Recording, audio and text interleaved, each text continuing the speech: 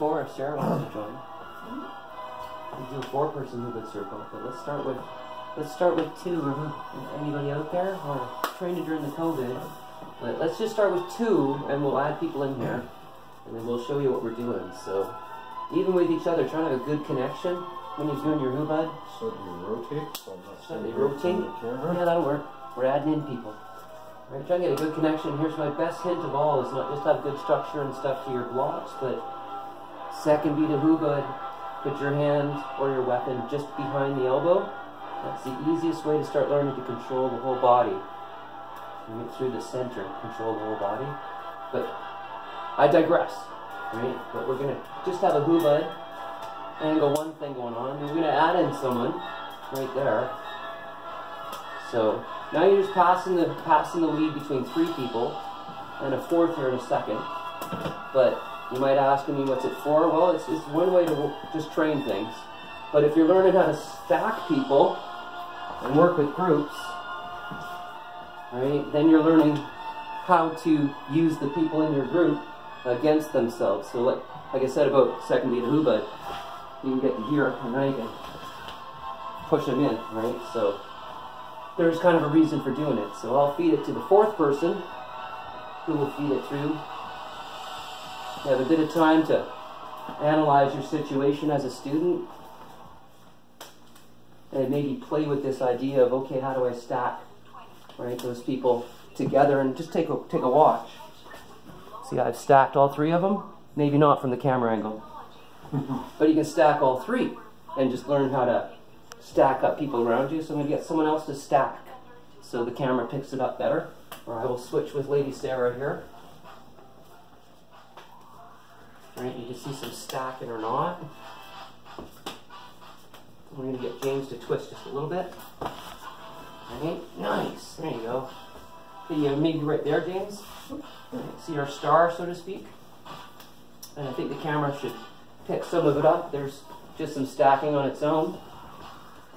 Right, just basic concept, right? At least you're putting yourself behind. That gives you a chance between the angles too, if you ask me. Especially if you're a beginner.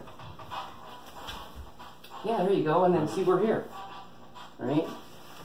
Stacking, or at least getting the opponents to have to fight around each other to even attack, even a multiple mass attack situation. And of course you can tighten the group, just tighten the group right in here. No more stacking. You can actually go quite fast, and you're doing it in close quarters around all sorts of limbs, and shouldn't feel comfortable at first, and it should feel comfortable after very little practice. So that's important too. You wouldn't think you can get this tight and keep a Hubud circle going, but here we are. Right? You can get tighter, right, depending on your group. Right? Do a nice little angle straight down the pike. And you can keep it really tight, really. We're all very close to each other. Pull back a half a step. Right? See how much room? Lots of room to play with, so that can help. There's a good stack. He's bringing me into both of them, and he's behind me. That's a good stack. Everyone stacked at least once? Try again, guys. Everyone else do one more stack. See that? Yeah, see? We have to fight around him at least. That's good mentality right there. Yeah? Right? Excellent. Excellent. Send me a little this way, James.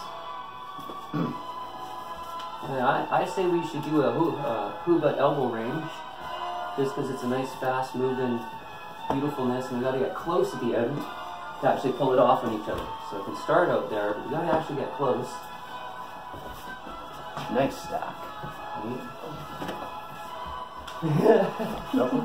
That works that way, and I like it. It does work.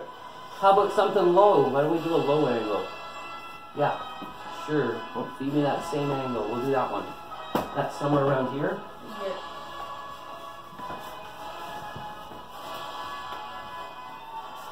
I don't know where I was going that. It's alright. Feed back to Sarah. You're still trying. Yeah. Feed back to Sarah. All good. I like it. Stacking. So on the subject of stacking, right? So here we have 3 people here, right? That's not always how it works, right? Put one behind me. That's how it usually works, right? Real life sucks. I got an opponent behind me.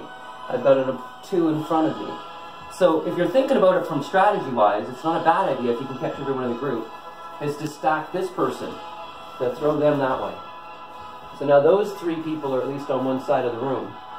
So this is, of course, where you actually start having, you never knew where these techniques came from, right? But you would learn something maybe in a way where you step behind the opponent on purpose as part of the move, so you at least get to here, right? That's part of why the move is in there, because we have attackers coming at me from both sides, right? So they're not lunging at me right now, but I want him to just reach out. And isn't that enough to save your life? Right? Or at least get you thinking? That's where those techniques come from. Stop. That's